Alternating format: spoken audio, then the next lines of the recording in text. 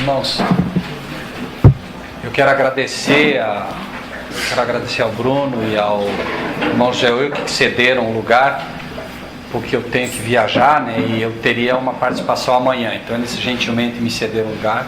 Que Deus abençoe vocês, tá bom?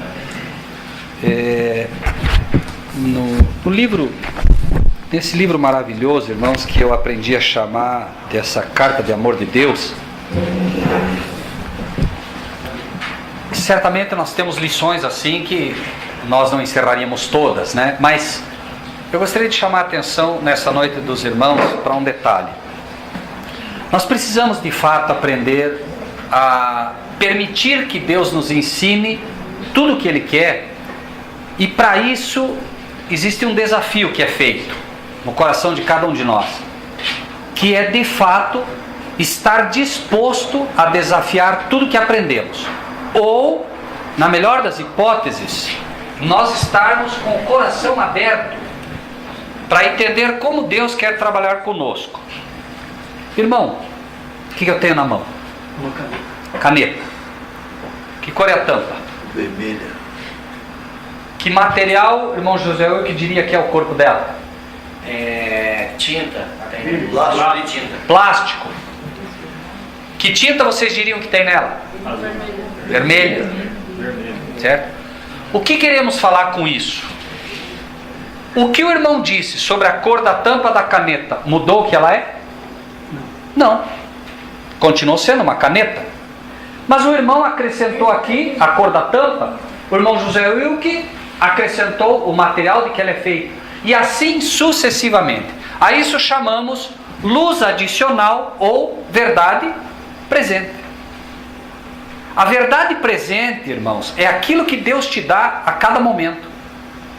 Você, no primeiro lugar, você entende que é uma caneta, depois você entende que é uma tampa vermelha, depois entende que é plástico, daqui a pouco vai entender a composição desse plástico, e nada absolutamente derrubou a ideia primária de que é uma caneta, certo? E nós precisamos estar dispostos a estudar a Bíblia de fato dessa maneira, né? No livro de Mateus,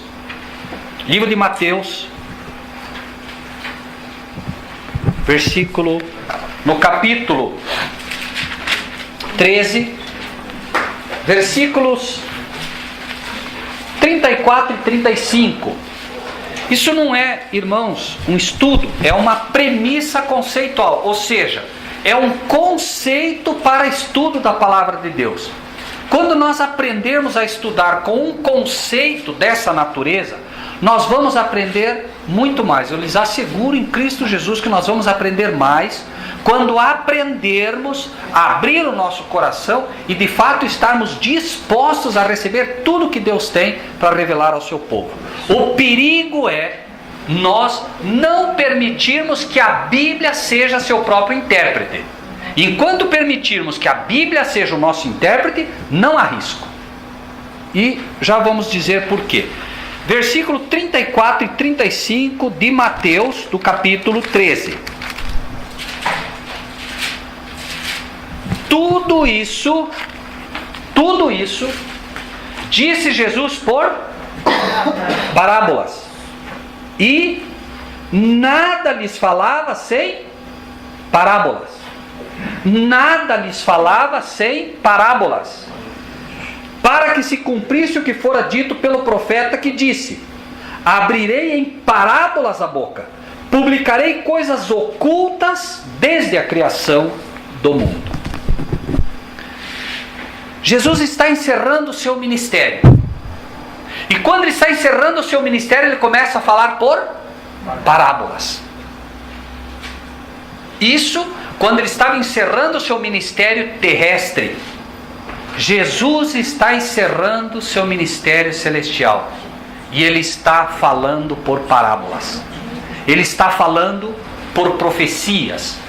Ele está falando para nós agora e abrindo o nosso coração a coisas que ninguém ainda ouviu ou entendeu. Por quê?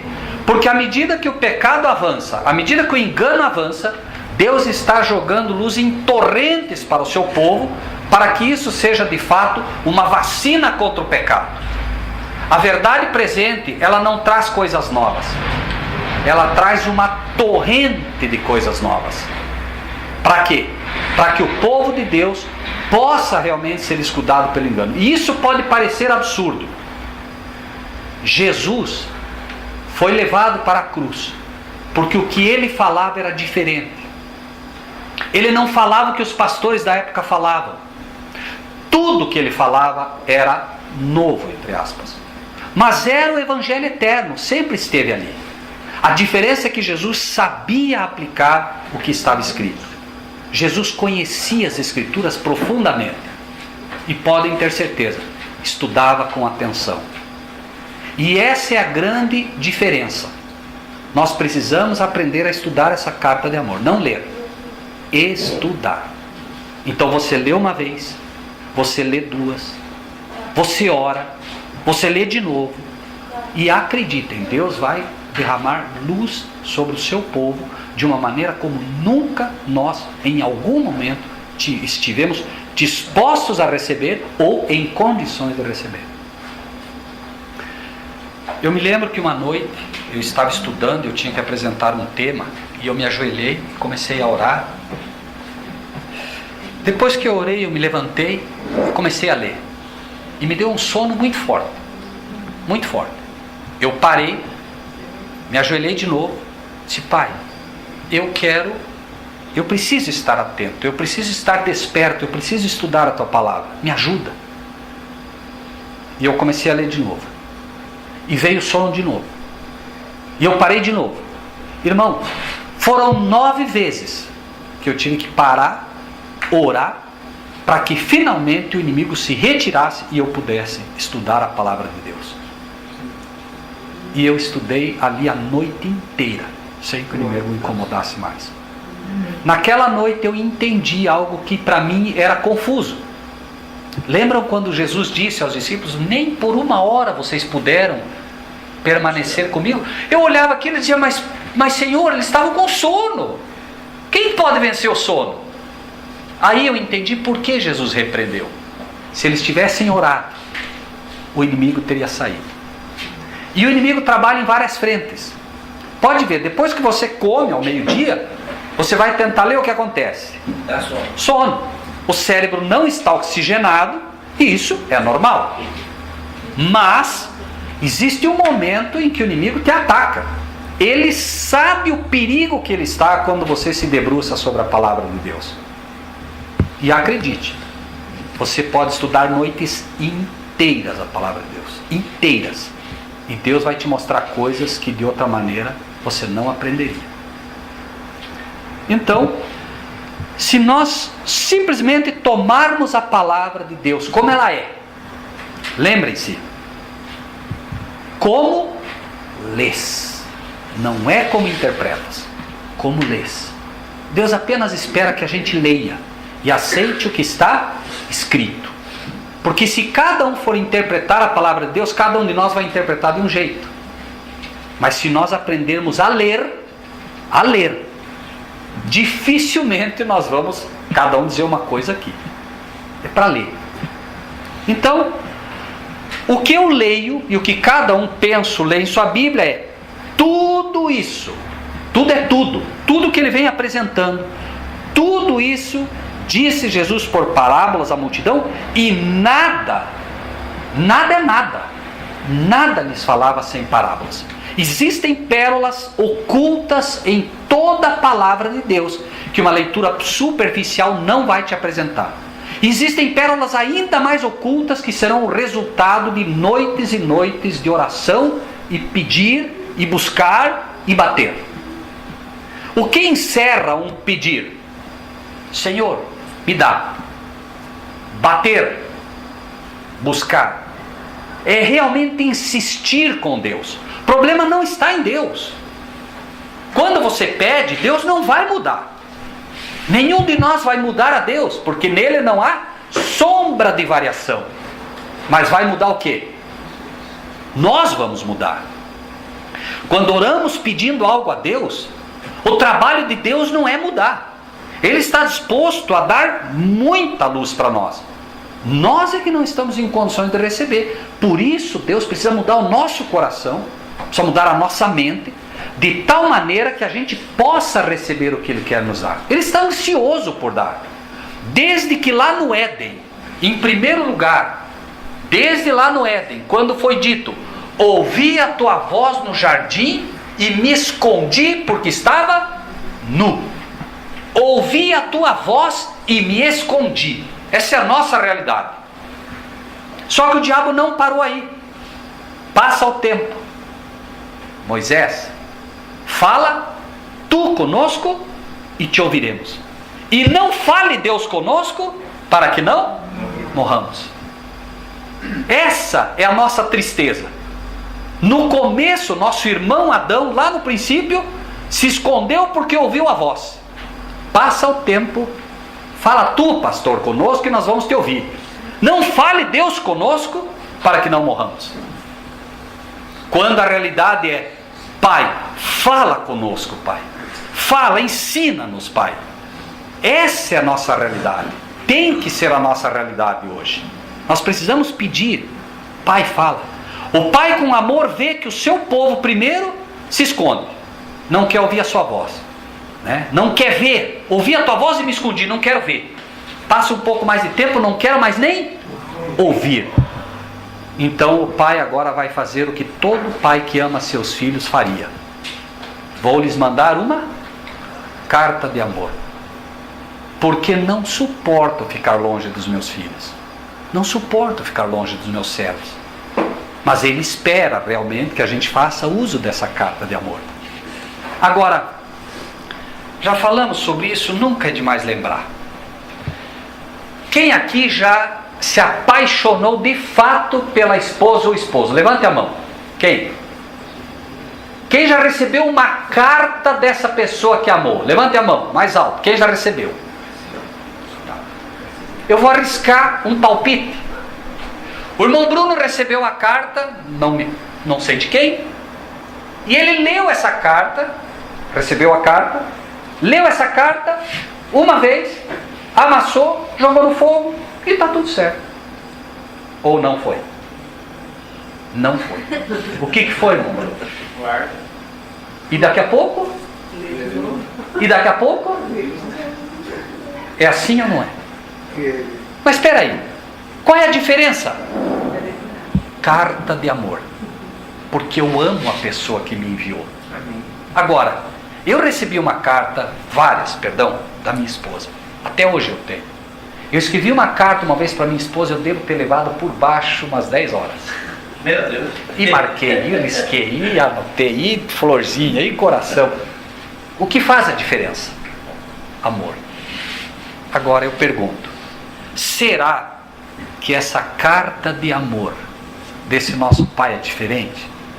Se eu não tenho, no mínimo, o mesmo desejo de ler e pegar, e ler de novo, e ler de novo, algo está errado.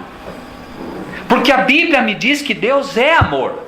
Essa não é só uma carta de amor, Ele é amor. Ele não pode ser outra coisa que não isso. E Ele me escreve uma carta. Se eu não sinto desejo de ler essa carta dele, tem alguma coisa errada comigo. Não tenham dúvida. Deus não espera de nós. Imagine você na sua casa dizer: não, eu preciso agora fazer o ano bíblico. Preciso fazer o ano bíblico. E aí você senta e cadê? Tente imaginar Deus olhando para você. Tente imaginar por um momento. Será que é isso que Ele espera de nós? Não, eu amo vocês. O que vocês precisam para entender quanto eu os amo e quanto eu quero estar com vocês? O que é necessário para que vocês entendam que eu tenho saudade de vocês e quero falar com vocês? O que mais poderia eu fazer por Israel que eu não tenha feito? Irmãos, isso não é um puxão de orelha. É impossível conhecer a Deus e não amá-lo. Não há como não amá-lo. É impossível. Então, nessa carta de amor, eu queria, nessa noite, e espero em Deus apenas isso, que os irmãos aprendam a ver essa carta de amor de uma forma diferente, e que deem a oportunidade a Deus de lhes revelar coisas que vão fazer com que vocês se animem a estudar. Amém.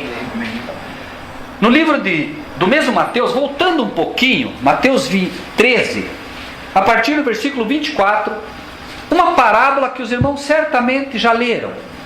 Mas vamos ver se o Senhor não tem algumas pérolas preciosas para nós nessa noite. Propôs-lhes outra parábola dizendo, 13, 24. O reino dos céus é semelhante ao homem que semeia boa semente no seu campo. Mas dormindo os homens, veio seu inimigo, semeou o joio no meio do trigo e retirou-se. E quando a erva cresceu e frutificou, apareceu também o joio. E os servos do pai de família, indo ter com ele, disseram-lhe, Senhor, não semeaste tu no teu campo boa semente? Por que tem então joio? E ele lhes disse, um inimigo é quem fez isso. E os servos lhe disseram, queres pois que vamos arrancá-lo? Porém ele lhes disse, não, para que ao colher o joio não arranqueis também o trigo com ele. Deixai crescer ambos juntos até a ceifa, e por ocasião da ceifa direi aos ceifeiros, colhei primeiro o joio, atai em molhos para o queimar, mas o trigo ajuntai-o no meu celeiro. Nós já aprendemos, claro, na palavra de Deus, o joio são os filhos do maligno, não é? E o trigo são os filhos de Deus. Irmãos, um dia, alguém, olhando nos olhos de Jesus, disse o seguinte, Senhor, quantas vezes devo perdoar aquele que peca contra mim? 7 vezes? E o que Jesus disse? O que Jesus disse? Não te digo que 7, mas 70 vezes 7. E aí nós ouvimos dos pastores, não é para você contar. Você deve perdoar quantas vezes forem necessárias. Você sempre tem que perdoar. Mas por um momento, tentem imaginar agora vocês diante de alguém que é perfeito. Perfeito. Alguém que não fala por falar. Alguém que sabe exatamente o que está falando. E olhando dentro dos teus olhos, meu irmão, ele diz assim, não te digo que 7, mas 70 vezes 7. Qual é a melhor coisa que você faz, meu amado irmão, minha amada irmã, quando alguém que é perfeito te diz 70 vezes 7? Calcule. Amém, irmão Bruno. Calcule. Porque alguém perfeito te disse, não perdoar quantas vezes forem necessárias, não quantas vezes você achar, mas te deu uma conta. Aquele mesmo que um dia disse, aquele que quiser saber quem é a besta, calcule o número da besta, porque o seu número é 666. Esse mesmo te dá um cálculo. E quando você calcula 70 vezes 7? Quanto? 409. Jesus está disposto a dar muito além daquilo que somos capazes de pedir ou pensar. 490, me ajudem, irmãos. 490, 70 vezes 7, 490, 70 vezes 7, 490. 70 semanas estão determinadas sobre o teu povo, sobre a tua santa cidade. O tempo do judeu, o tempo de perdão e misericórdia para o povo judeu estava se esgotando. E Jesus estava lançando ali a semente da profecia, porque tudo lhes falava em parábolas. E ele olhou para mim e para você, que chegaríamos nessa época em que diriam que essa profecia se perdeu no tempo de Antíoco Epífanes, e disse, 70 vezes 7, o tempo do judeu estava terminando, e Jesus estava mostrando que estava por se encerrar, e assim que Estevão fosse apedrejado, a profecia tomaria seu cumprimento final. Você pode aceitar pela fé e pode não aceitar. Deus não vai perder nada. Nada. A mensagem está ali. De fato, Jesus estava dando uma resposta a Pedro. Mas ele estava olhando para nós, que chegaríamos num tempo e precisaríamos das respostas, que só nesse tempo se abriria. Os profetas quiseram ouvir.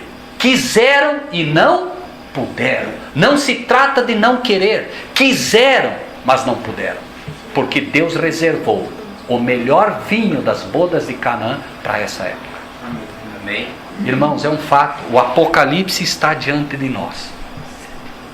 É a grande carta final para o povo de Deus. E nós não aprendemos, porque nós temos uma visão centrada e nós somos, querendo ou não, rico, enriquecidos, de nada tendo falta. Quando Jesus está dizendo, vocês são pobres e miseráveis, e eu não estou condenando vocês por ser isso, eu quero apenas que vocês assumam que são pobres, para que eu possa enriquecê-los. Eu quero enriquecê-los de fé, para entender que Jesus de fato estava e está desejoso de nos dar luz, que nós não estamos em condições ainda de aceitar. Ele quer, mas é pela fé. Você pode se levantar e dizer, eu não acredito, sem problemas. Deus não vai perder absolutamente nada, só vai entristecer o coração dele, por você não abrir o coração para entender que ele é assim, que ele quer de fato dar luz adicional a nós, tudo. Irmãos, porque Deus não fará coisa alguma sem antes revelar o seu segredo aos seus servos, os profetas. Nada, coisa alguma. Ele reconhece os seus, mas a mensagem é para os servos. Então, vamos ver. Nós aprendemos na parábola do trigo e do joio que o trigo, são os filhos de Deus, e o joio são os filhos do maligno. Está bem. Mas acontece que Jesus também deu outra pista anterior. Quem pode ler para nós Lucas 8, versículo 11? Lucas 8, versículo 11. Repito. Uma palavra não destrói a outra. Caneta, tampa vermelha, corpo, plástico. Isso é luz adicional. Certo? Jesus um dia disse caneta. Se em outro local ele disse que a tampa é vermelha, vamos tomar a tampa vermelha como uma verdade também, e assim sucessivamente. O que é que nós encontramos no livro de Lucas, capítulo 8 e o versículo 11? Quem pode ler para nós em voz alta?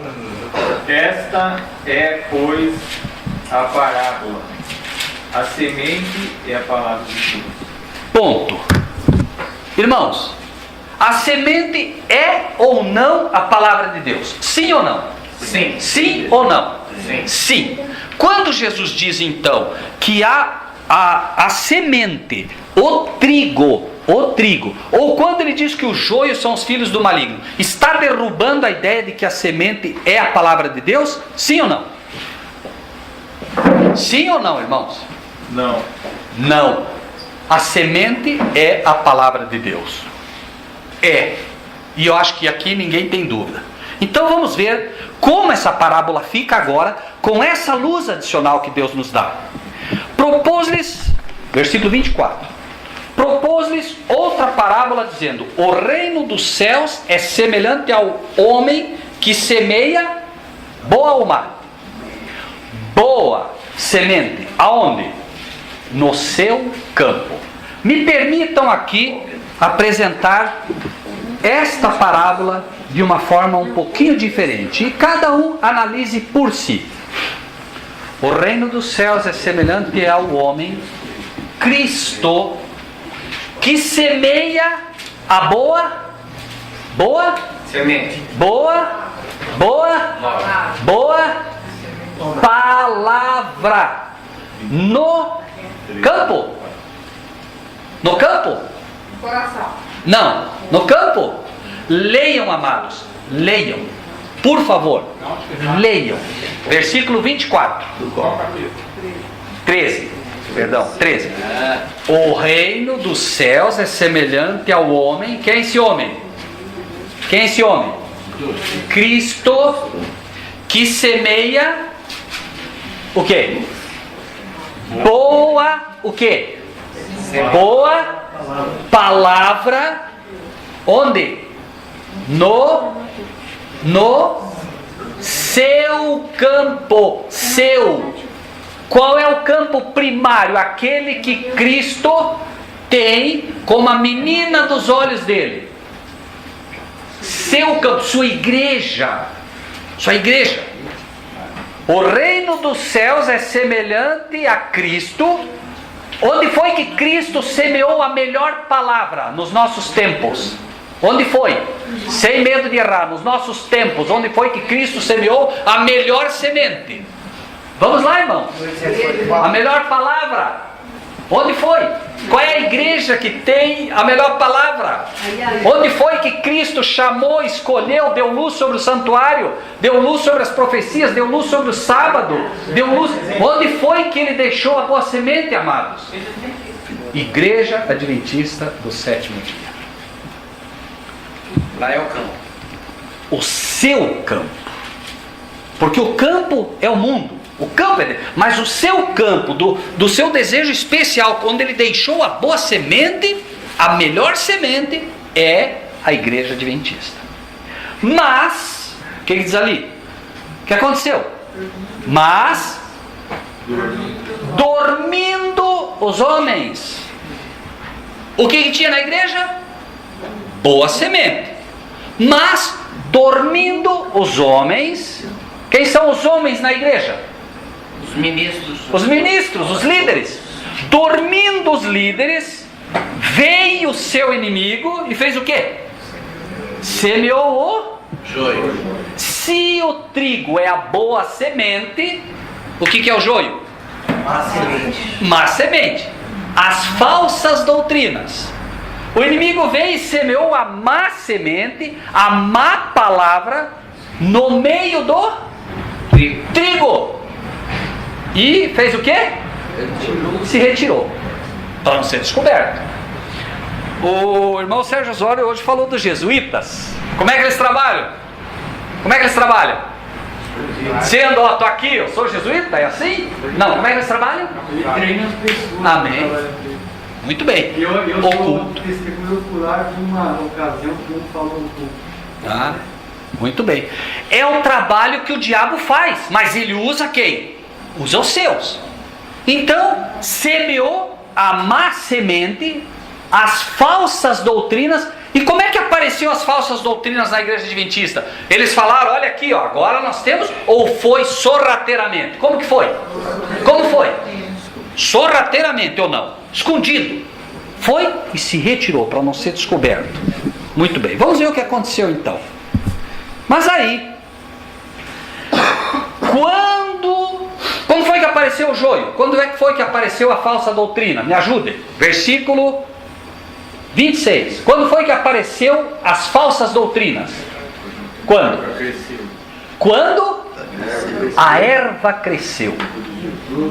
Como é que a gente faz para a erva crescer? O que é a erva? A boa semente. Como é que cresce a boa semente? Como é que cresce a boa palavra? Sabe como? Joelho no chão, oração, estudo. Aí você pega um versículo que está pequenininho, mas o que você faz? Começa a estudar. Estuda uma vez, estuda duas, estuda três. Que tamanho que fica essa boa palavra? Ela cresce. Cresce, claro, ela cresce. Por quê? Porque você estuda, você busca. Quando foi que o joio apareceu? Quando foi que as doutrinas falsas apareceram no meio da igreja adventista? Quando alguns resolveram fazer o quê? Estudar. Estudaram a boa semente. O que aconteceu? Apareceu a má. Quem é que saberia me explicar na Bíblia, abrir a Bíblia e me mostrar na Bíblia o domingo como dia da besta? Quem explicaria isso na Bíblia? Dá para abrir a Bíblia e dizer, ó, tá aqui, ó, domingo, dia da besta. Está escrito isso? Não. O que está escrito? Como é que nós descobrimos o domingo? Estudando a boa semente. Estudando a boa palavra. Estudando o sábado, aparece o quê? O domingo, como dia da besta. Deus não explica o escuro. Não é dele. O que ele faz? O que ele faz? Dá a luz. Acende a luz. Está escuro, filho? Acende a luz. Lâmpada para os meus pés. É a tua palavra. É assim. Então Deus não perde tempo explicando o erro. Quando foram estudar a palavra, cresceu, ficou grande agora a divindade diante de nós. E quando entendeu-se a divindade, apareceu a Trindade. E aí, o que aconteceu? Quando apareceu isso, notem que fantástico. Versículo 27, o que aconteceu? 27. E os santos, Apocalipse diz, os santos, os que guardam os mandamentos da lei de Deus. Apocalipse fala os que temem o teu nome. Apocalipse 11, 18. Chegou o tempo de dares o galardão aos teus servos, os profetas, aos santos e aos que temem o teu nome. Mas, aqui, o Apocalipse é para os servos. Estamos falando de uma parábola também. E é para os servos. Quem foi perguntar? Foram os filhos de Deus, os que temem o nome? Foram os santos ou foram os servos? Quem foi perguntar? Servos. São os servos de Deus que estão atentos às parábolas, que estão atentos às profecias, que estão atentos e que têm o espírito de profecia. O que é o espírito de profecia? É verdade. Ellen White faz parte do espírito de profecia. Mas o espírito de profecia, em primeira instância, é um espírito profético. É quando Deus dá do espírito dele e você começa a entender as profecias. Você tem uma visão profética agora centrada nas coisas de Deus. Repito, Ellen White faz parte do corpo do espírito de profecia. Mas não é só ela. Porque senão, quando não havia os escritos dela, ninguém tinha espírito de profecia. Não, os profetas tiveram espírito profético. Procurai com zelo todos os dons, mas principalmente o dom de profetizar. E esse não é o profetizar, olha, eu tive uma revelação, você vai ganhar um carro. Não, é o espírito de profecia, entender as profecias de Deus. Então, os servos de quem? Servos de quem? Do pai de família, indo ter com quem? Com ele, disseram: Senhor, não semeaste tu no teu campo boa semente? Por que tem então joio? Não semeaste tu, pai? A quem essas pessoas oram? A quem elas perguntam? Elas têm uma visão muito clara do que elas creem. Quando vocês oram, vocês vão perguntar para quem? Porque o Espírito de Cristo nos leva para onde? Para o Pai. Temos o Espírito de Cristo que clama: Abba, Pai. Então o Espírito de Cristo, né, sempre vai nos levar ao Pai. Por quê? Cristo, através do seu Espírito, diz: o Espírito não fala de si mesmo. Então o Espírito de Cristo agindo no coração humano leva você para onde? Para onde? Ninguém vai ao Pai senão por mim. E o Espírito do Pai agindo em você te leva para onde? Para Cristo. Por quê? O Espírito não fala de si mesmo. Se o Espírito do Pai está agindo em você, ele vai te levar para quem? Para o Filho, revelando a você que ele é o Filho do Pai. E quando o Espírito de Cristo age em você, ele te leva aonde? Para o Pai. A questão é a ação. Eu reconheço o Espírito pela ação. Por quê? Porque não adianta. A fonte é sempre onde? No Pai.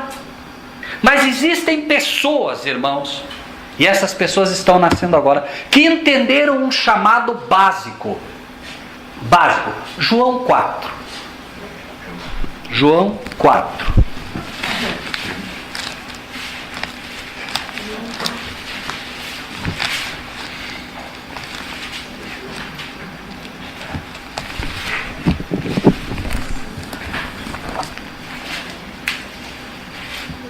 Versículo 19. Disse-lhe a mulher: Senhor, vejo que és Senhor, vejo que és profeta. De que vamos falar agora? Profecia. Nossos pais adoraram nesse monte, e vós dizeis que é em Jerusalém o lugar onde se deve adorar. Disse-lhe Jesus: mulher, mulher, profecia. Mulher, profecia. Igreja. Acredite-me, a hora vem em que nem neste monte, nem em Jerusalém. Quem seria Jerusalém hoje? Vocês adoram o que não sabem. Interessante. Eu não sei como deixar isso mais claro, meus amados, né? Eu não sei como Deus poderia dar um alerta mais claro para a sua igreja. Trindade, mistério. Irmão, eu tenho um mistério junto com esse irmão. Você sabe o que é? Não, por quê? Mistério, não sabe. Mistério é coisa oculta, escondida e não revelada. Mistério, Babilônia, mistério. Igreja, acredite-me, que a hora vem que nem nesse monte, nem em Jerusalém, nem nesse monte, Samaria, nem no monte daqueles que adoram imagens, nem em Jerusalém, a igreja que recebeu os oráculos de Deus, a igreja que foi escolhida por Deus, adorareis o Pai. Vocês adoram o que não sabem. E Jesus diz, eu? Não, nós. Quem é esse nós? É Cristo e todos que verdadeiramente o seguem hoje. Nós adoramos o que? Sabemos, porque a salvação vem dos judeus. Claro, está certo, a salvação vem dos judeus. De onde veio Cristo? Dos judeus, está bem. Mas note que Jesus diz nós, ele se inclui. Então não é só Jesus. No tocante ao tema proposto, aqui qual que era o tema? Adoração. Esse era o tema. Nossos pais adoraram nesse monte. Vocês dizem que é em Jerusalém. A pergunta é, onde, Senhor? Que igreja? A resposta de Jesus é, mais importante do que onde é o que. Isso é mais importante do que onde. O que? A adventista não diz que é lá que se deve adorar? Nós estamos tudo errado, porque não, vocês estão tudo fora da igreja. É lá que se deve adorar. E Jesus está respondendo a pergunta para nós. Vocês adoram o que não sabem, nós adoramos o que sabemos, porque a salvação vem dos judeus. Mas a hora vem, e agora é, em que os verdadeiros adoradores. Ponto. Pergunta simples. Quem aqui quer ser um verdadeiro adorador? A questão aqui não é quem quer ser um verdadeiro adorador. Então, é Jesus falando, não é o pecador, não. A hora vem, e agora é. Então, hora vem, futuro. Agora é o tempo desta mulher, em que os verdadeiros adoradores adorarão o que é que nós temos procurado ensinar hoje? O que nós temos procurado? Adoração ao Pai. Ah, mas aí dizem, tá vendo? Vocês dizem que não se deve adorar a Cristo. Não, nós estamos ensinando que a verdadeira adoração suprema é canalizada ao Pai. E o Filho deve ser adorado? Claro que deve, não se discute isso. A questão é o que Jesus está dizendo, e Ele é o nosso exemplo. Nós adoramos o que sabemos. Jesus adorava quem? Então você quer fazer Jesus feliz? É simples. Senhor Jesus, uma vez na vida eu queria deixá-lo feliz. Adore o meu Pai. Isso me traz felicidade. A felicidade de Cristo é ver pessoas adorando o Pai. Um Pai que tem sido chamado de tirano, de mal, de ruim, acusado violentamente, esquecido nas igrejas. A hora vem, agora é, em que os verdadeiros adoradores adorarão ao Pai em espírito e em verdade. Como adorar o Pai em espírito e em verdade? Olha, sabe de uma coisa, irmão William? Você tem que adorar só a Deus. Isso pode até ser verdade, mas não é em espírito. Espírito é um espírito manso, dócil. Nem por força, nem por violência. Pelo meu espírito. Adorar a Deus em espírito é adorá-lo com um coração realmente voltado a Ele. Não com espírito farisaico. Brigar com as pessoas porque não estão adorando o Pai não vai nos ajudar. Nem um pouco. Nós temos que dar um testemunho. Se nós não formos melhores que aqueles que não aprenderam ainda a adorar ao Pai, vamos perder tempo, irmãos. Nós temos que conquistá-los por amor. Por amor. Temos que mostrar que a religião que temos é superior a uma religião farisaica. Que foi isso que Cristo condenou o tempo todo. Nós temos que ensinar a essas pessoas que vale a pena, que aquilo que ensinamos transforma o coração. Então isso é adorar primeiramente em espírito. Deus é espírito. E importa que os verdadeiros adoradores o adorem em espírito e em verdade. Um homem carnal não pode adorar um ser espiritual. Deus é um ser espiritual. E para adorá-lo nós precisamos deixar de ser carnais. Precisamos ser espirituais. É primeiro necessário que Ele nos conquiste. Repetimos, nós o amamos. Por quê? Porque Ele nos amou primeiro. Se eu não entendi ainda o quanto Ele me ama, não adianta eu querer dar a Deus o que eu não tenho. Tudo vem de tuas mãos, e de tuas mãos te damos. Eu não posso dar o que não tenho, irmãos. Deus não espera de ti que dê a Ele algo que você não tem. A pergunta que Ele te faz nessa noite é taxativa. Pode, irmão, o etíope mudar a cor da sua pele? Pode, meu irmão? Não pode. Pode, irmão William, um leopardo tirar as manchas da sua pele? Não pode. Eu também te asseguro que vocês não podem fazer o bem sendo ensinados a fazer o mal. Deus não espera de você que você faça o bem. Ele espera que você, sim, procure conhecê-lo. Porque senão você vai tentar fazer o bem sendo um fariseu. Eu faço porque preciso fazer. Eu vou no culto porque preciso. Não, eu vou porque eu aprendi a amar a Cristo. E isso é novo nascimento. É o novo nascimento. E esse novo nascimento é com luta, é com dor. Pois não, irmão Bruno? Isso explica o coração endurecido. Eles vão na igreja, eles buscam a Deus de aparência, mas o coração não compreende Sim. o amor de Deus. É isso. Amém. A sua boca fala de mim, mas o seu coração está longe. Deus espera, e eu não estou aqui para julgar ninguém.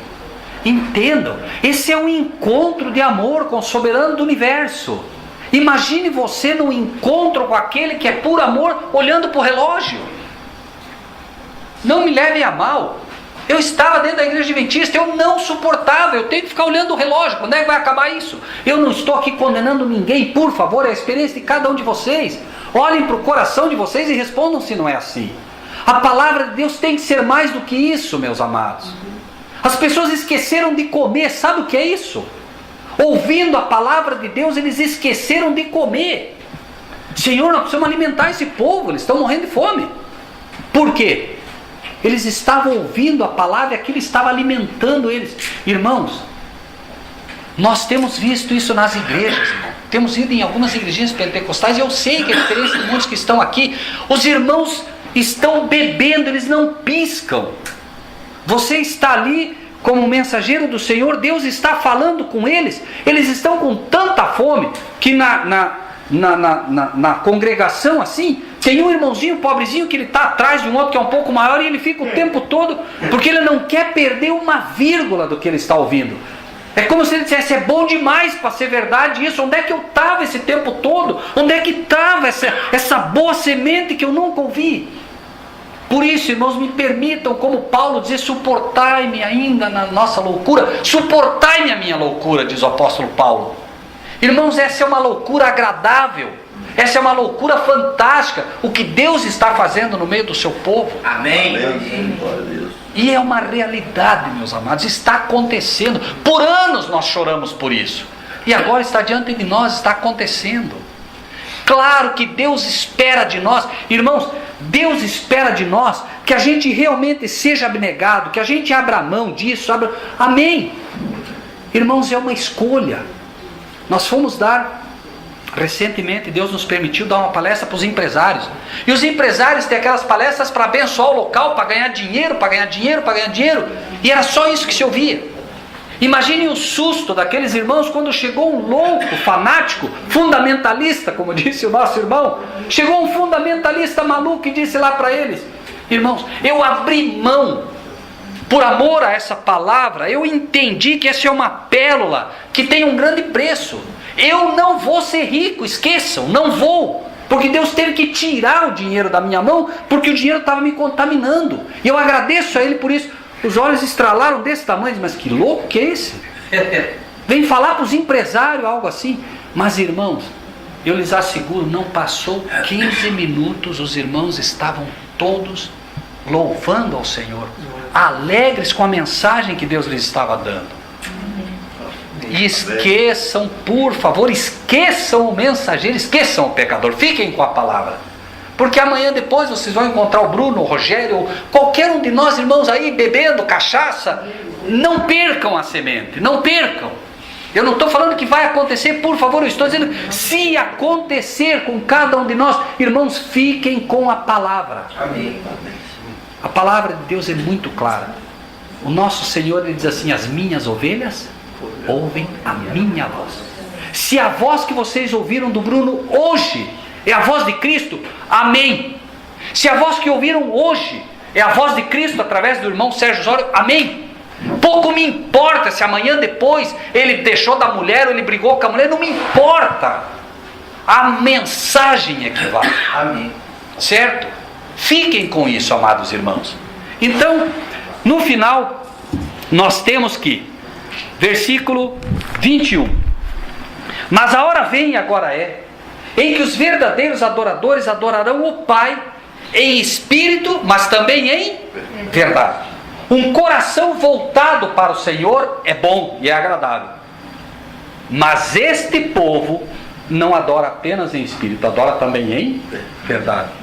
Porque este povo é aquele povo que Apocalipse vai apresentar como um povo que não tem engano na sua boca.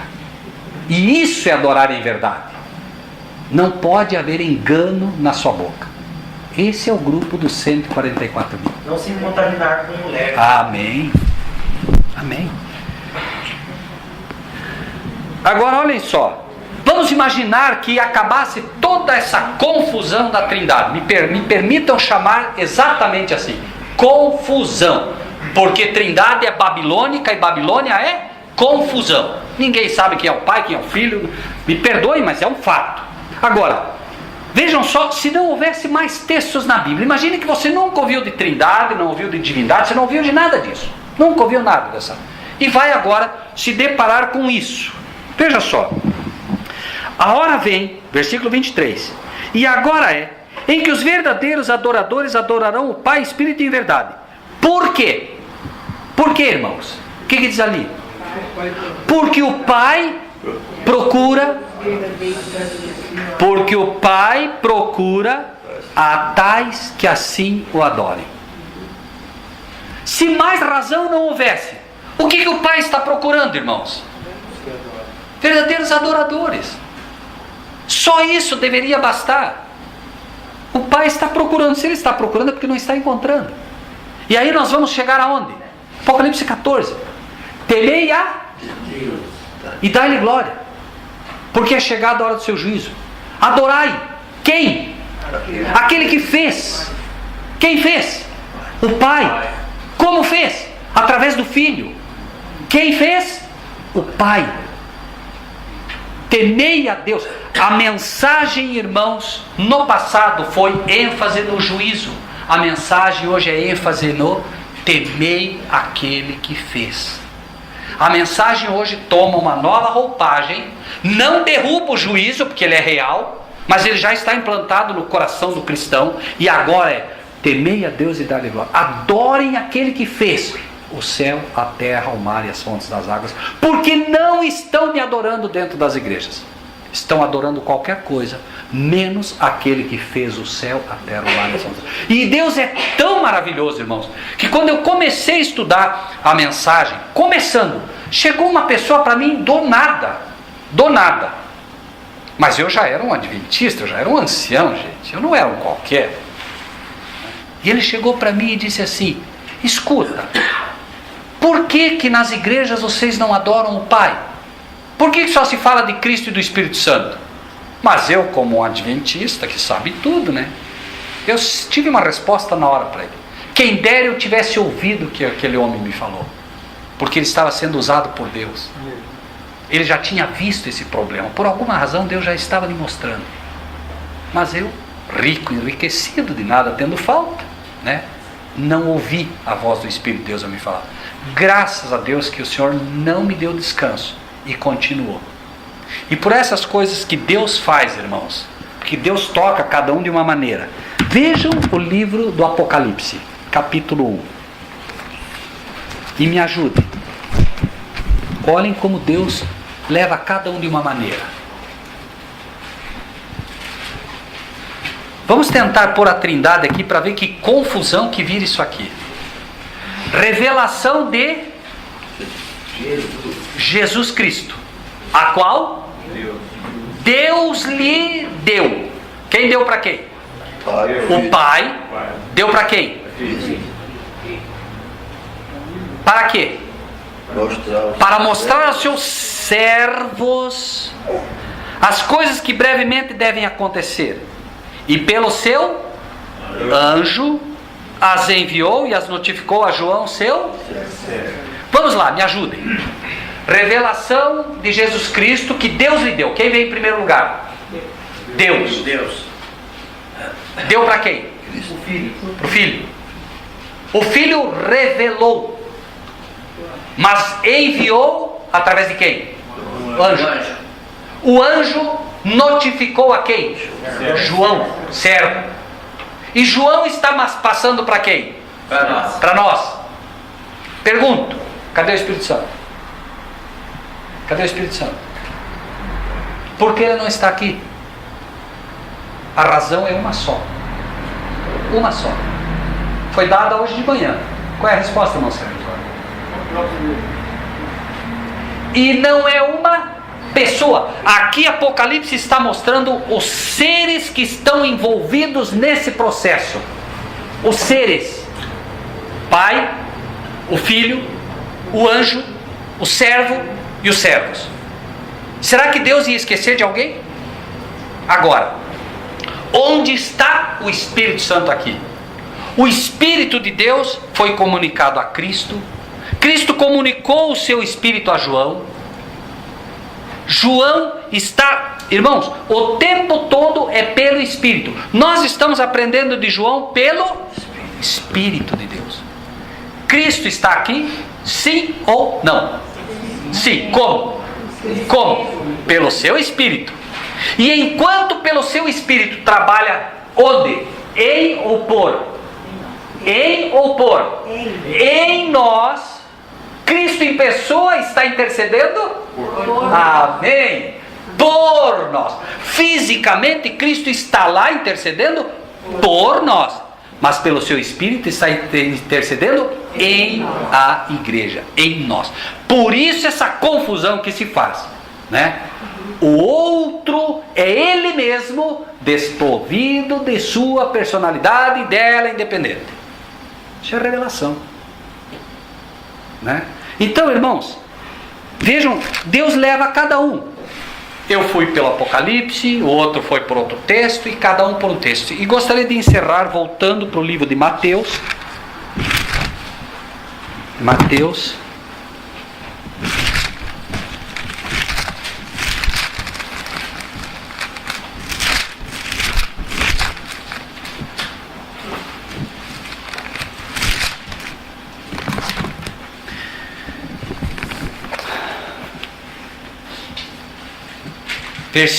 Capítulo 13, versículo 28. Então agora, os servos, me permitam, os irmãos, o William, o Wilke, o Bruno, o Rogério, o Osório, enfim, o Marcílio, os servos agora descobriram que tinha joio. E vários grupos nasceram agora descobrindo que tinha joio. Vários grupos, no Brasil e no mundo. E o que aconteceu? Os servos, 28. E ele lhes disse: o inimigo é quem fez isso. E os servos lhes disseram: queres, pois, que vamos arrancá-lo? Vamos arrancar então? O senhor quer que arranque? Qual seria a resposta? A resposta foi não.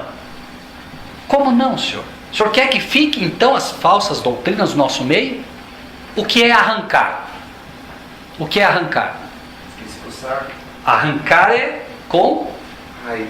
força. Isso é arrancar, né? E a palavra de Deus diz que nem por mas pelo meu Espírito. Só que algumas pessoas não escutaram isso e tentaram arrancar. Grupos saíram e, por não ouvir essa premissa, foram arrancar. E quando você tenta arrancar, o que acontece? O que acontece? Leiam. Semente vem junto. Ah, ótimo. Não. Para que ao colher a boa semente, a má semente, não arranqueis também a boa. E o que aconteceu? Os grupos agora não ouviram, e aí o que aconteceu? Foram tentando arrancaram junto a profecia das 2.300 tardes e manhãs, arrancaram junto o santuário, arrancaram um monte de doutrinas que eram corretas, porque não permitiram que o Espírito de Deus trabalhasse, né, pelo seu Espírito, para que isso ocorresse. Finalmente, deixai crescer ambos juntos até a ceifa, e por ocasião da ceifa direi aos ceifeiros: colhei primeiro o joio e atai em molhos para o queimar, mas o trigo ajuntai no meu celeiro. Irmãos, não nos enganemos. Quem são os ceifeiros? Os anjos. Amém. Os anjos. Que anjos? Os anjos das 3 mensagens angélicas. São esses anjos que vão de fato fazer esse trabalho. E quem são eles? Somos nós. Irmãos, me acompanhem. Como é que nós explicaríamos Apocalipse 14? Veja, se de fato, irmãos, o joio e o trigo, né, têm uma similaridade com a boa e a má palavra, vejam o que diz o Apocalipse 14, versículo 4. Estes são os que não estão contaminados com igrejas, porque são virgens, castos. Estes são os que seguem o Cordeiro para onde quer que vá. Esses são os que dentre os homens foram comprados como primícias para Deus e para o Cordeiro. E na sua boca não se achou engano. Antes que Cristo venha, o trigo e o joio vão ter que estar o quê? Separados, no sentido da palavra de Deus. Porque como teria Deus um povo sem engano se tem o joio com ele? A mensagem é que os ceifeiros são os anjos, e essa mensagem vai separar o joio do trigo. Como? É simples. Hoje, Pelo conhecimento. a palavra de Deus diz: não vim trazer paz, vim trazer a espada. Se a paz tem que ser comprada à custa da verdade, que haja guerra. Como? Como é que aquele que é a paz pôde dizer: eu vim trazer a espada? Ele é a paz, mas ele trouxe a espada. E a espada diz o quê? É uma espada de 2 gumes. E ela separa o quê? Medula e ossos. Então, quando a palavra de Deus é apresentada, vai o quê? Dividir. Vai dividir, porque ela é espada. E isso, irmãos, está, repito, acontecendo. Você vai numa igreja, apresenta a mensagem, não tem. Se ela for a verdade, se a trombeta der o sonido certo, racha. Porque aí já começa, o inimigo se levanta, e as pessoas agora têm que tomar a sua decisão. E isso vai acontecer até o fim. À medida que a espada realmente for brandida da forma certa, né, como disse Timóteo, né, procura apresentar-te a Deus como obreiro que não tem vergonha e que maneja bem a palavra da verdade. A espada na mão de uma criança é um perigo, mas ela na mão de quem maneja corretamente pelo Espírito de Cristo, ela vai fazer o trabalho, né? Então, amados, que Deus possa abençoar-nos grandemente, meus irmãos, e que a gente possa, de fato, ter um coração receptivo para a mensagem. Se ajoelhar, dizer: Pai, olha, eu estou aberto, dá-me da tua luz, me ensina, Pai. Né? E acreditem, Deus tem e quer revelar para nós coisas que nós, de fato, ainda não compreendemos. Amém? Amém. Amém.